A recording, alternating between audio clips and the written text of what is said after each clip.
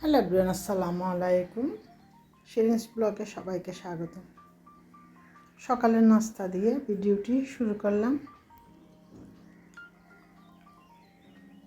এখানে আমি আমার জন্য সকালের নাস্তা তৈরি করে নিচ্ছি, ডিম আর পাউরুটি। ভিডিওতে একটা লাইক দিয়ে দেখতে থাকুন এবং পাশে থেকে সাপোর্ট করে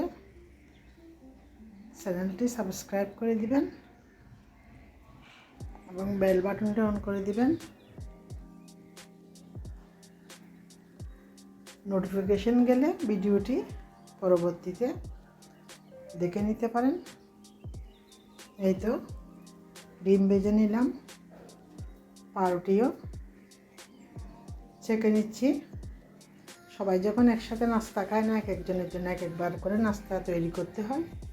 এই তো আমার ছোট্ট সংসারের এভাবে নাস্তাটা তৈরি করে নিলাম। রান্না বসাইলাম, দুপুরের রান্না। এখানে তেল,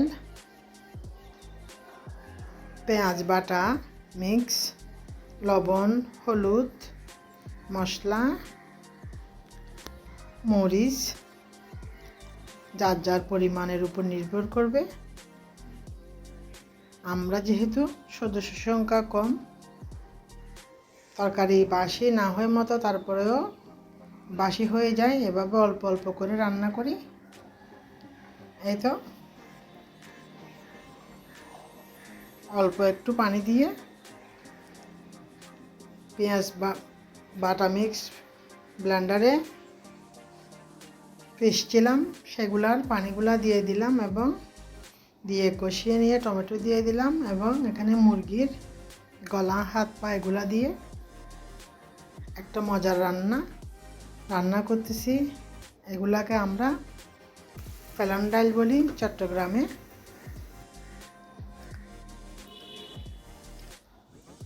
এই তো ফেলনের ডালগুলা দিয়ে মুরগির হাত পাগুলা কষিয়ে নিলাম। এখানে শসা বা ফল আর হচ্ছে করল, মিষ্টি করল, এগুলা দিয়ে এভাবে একটা তরকারি রান্না করলে খেয়ে দেখবেন, খুবই মজা হয়। যেহেতু গরম প্রচুর, আমি সবসময় একটু ঠান্ডা তরকারি খেতে পছন্দ করি। আমার শরীরের মধ্যে প্রচণ্ড হাত পা জ্বালা পোড়া, সেজন্য আমি একটু ঝোল দিয়ে তরকারি রান্না করি বেশিরভাগ সময়। আর এই তরকারিগুলোতে একটু পাতলা করে ঝোল দিতে হয়।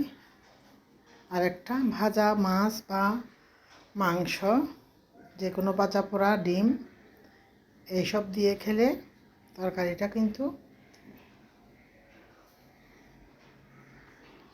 অনেক মজার হয়।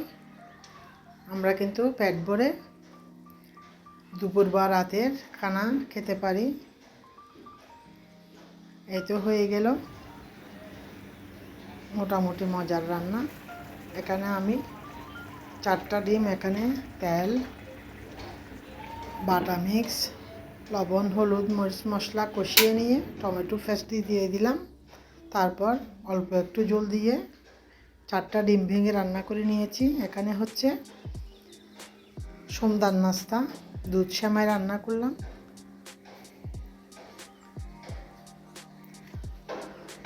দুধকে ফুটিয়ে নিয়ে এখানে নারকেল, কিশমিশ, বাদাম কুচি দিয়েছি, স্বাদ মতো চিনি দিয়েছি।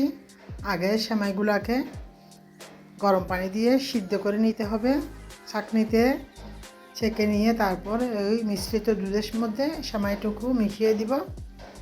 এভাবে আমরা খুব সহজে সন্ধ্যার বা বিকেলের নাস্তা তৈরি করে নিয়ে খেতে পারি।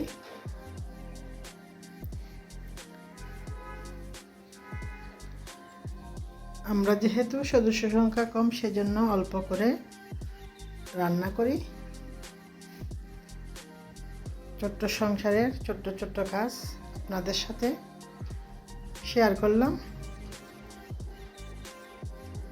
চ্যানেলটি সাবস্ক্রাইব করে পাশে থাকুন এবং সুন্দর সুন্দর ভিডিও উপভোগ করুন।